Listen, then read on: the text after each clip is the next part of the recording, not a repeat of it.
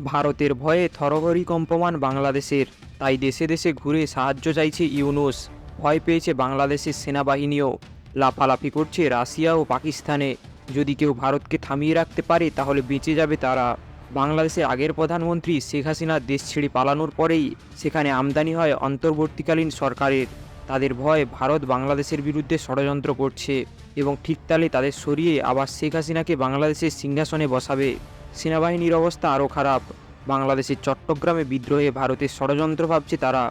পদ্মা সেতুর ওপরে কোনো পাগল দেখলে ভারতের গোয়েন্দা সংস্থা রয়ের এজেন্ট বলেও কনস্পিরেসি থিওরি সাজাচ্ছে। বাংলাদেশ সেনাবাহিনীর প্রধান প্রথমে রাশিয়া গিয়েছিল, এখন আবার প্রতিনিধি দল পাঠিয়েছে পাকিস্তানের কাছে।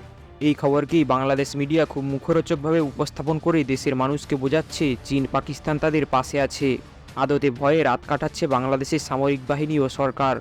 পান থেকে চুন খসলেই সবাই ভারতকে দোষারোপ করছে। বাংলাদেশে এবছর এখনও শীত পড়েনি, তাতেও নাকি ভারতের দোষ। কেউ আবার বলছে ভারত ষড়যন্ত্র করে ঠান্ডা আটকে রেখেছে। বাংলাদেশে নতুন সরকার আসার পর থেকে প্রধান উপদেষ্টা অর্ধেক টাকা তো বিদেশ সফরেই শেষ করে দিয়েছে। ভয় পেয়ে চীনে গিয়ে বলছে বাংলাদেশ একমাত্র guardian of the Ocean, seven sister দখল করবে আরও কত কি। আরে সাহস থাকলে দিল্লি গিয়ে বল না। যুক্তরাষ্ট্র, আজারবাইজান, মিশর, সুইজারল্যান্ড, সংযুক্ত আরব আমিরাত, চীন, থাইল্যান্ড, কাতার, ভ্যাটিকান সিটি, জাপান, যুক্তরাজ্য, মালয়েশিয়া, এগুলো সেই দেশ যেই দেশগুলোতে ইউনূস মাত্র 1.5 বছরে ঘুরেছে। বর্তমানে যখন এই ভিডিও বানাচ্ছি তখন ইটালিতে অবস্থান করছে ইউনূস, তবে কোনো প্রকার লাভ হয়নি এতে।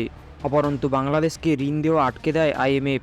প্রচুর সংখ্যক বাংলাদেশি সেনা সদস্যকে জাতিসংঘের শান্তিরক্ষী মিশন থেকে বাদ দেওয়া হয়।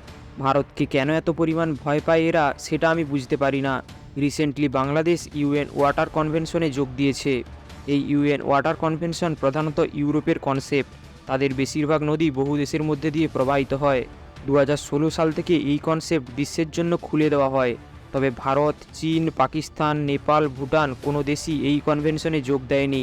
পশ্চিমাদের কাছে গিয়ে সমাধানের চেয়ে নিজেদের মধ্যে সমঝোতার মাধ্যমে জলবন্টন বেশি কার্যকরী, এটাই সবাই মনে করে।